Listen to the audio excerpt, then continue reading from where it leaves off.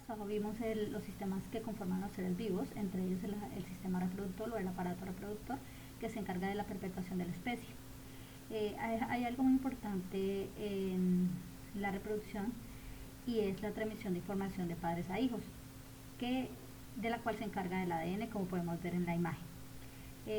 Para el estudio de esta transmisión de información de padres a hijos se encarga la genética, en este caso genética mendeliana, porque vamos a hablar de los aportes que dio el padre de la genética, que es Gregorio Mendel,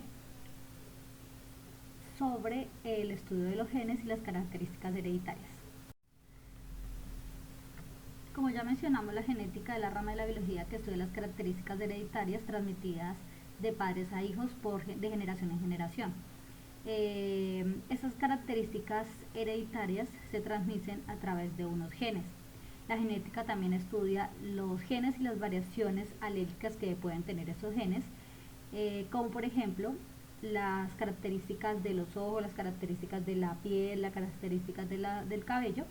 Esos son tipos de genes, y algunas variaciones que encontramos en estos genes es, por ejemplo, si hablamos del tipo del cabello, el color del cabello, podemos encontrar café, rojos,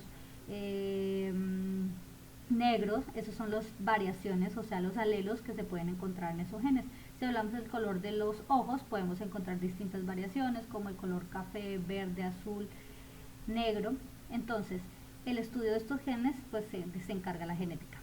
El padre precursor de toda esta rama de la biología es el señor Gregorio Mendel, con sus primeros estudios que realizó a través de los cruces con las plantas de arveja, que pues vamos a ver más adelante.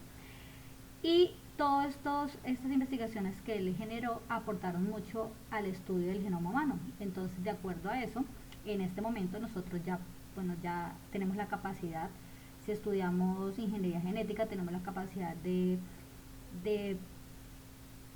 pronosticar o darnos cuenta qué posibles hijos podemos tener o qué posibles hijos pueden tener cierta camada de animales, con qué tipo de características pueden salir, qué características se pueden heredar que son dominantes y qué características no se pueden heredar porque son recesivas. Y pues aparte de las cosas buenas que ha generado el estudio de la genética, que son pues prevenir enfermedades, cambiar genes para poder modificar algunas mutaciones que traiga un ser vivo, pues también ha generado que pues sea capaz el ser humano de poder modificar también características de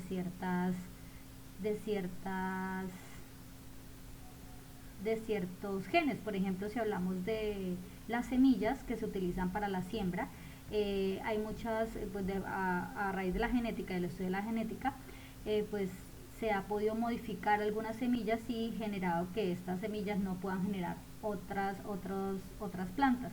Entonces lo que ocurre es que con esa semilla pues solamente se puede utilizar una sola vez y se acaba el término de semilla natural. Entonces hay muchos aportes que favoreció los estudios de Gregorio Mendel, y hay muchas consecuencias que generaron estos estudios.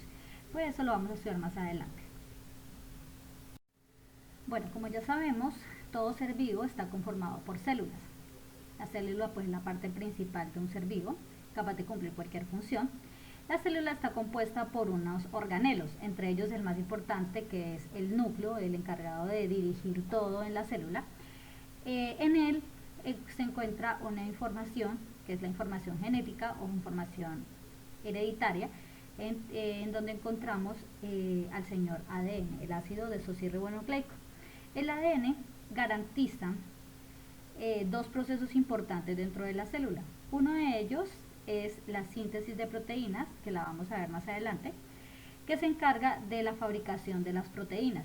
Las proteínas son unas moléculas que se encargan de algunas expresiones génicas, como por ejemplo, cuando usted tiene un temperamento fuerte, hay unas proteínas que se encargan de variar o disminuir ese tipo de característica en usted. Entonces, las proteínas se encargan de o influyen en la expresión de los genes.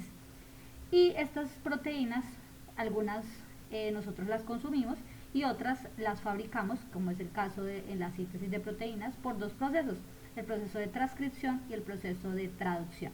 Como les dije, esto lo vamos a ver más adelante.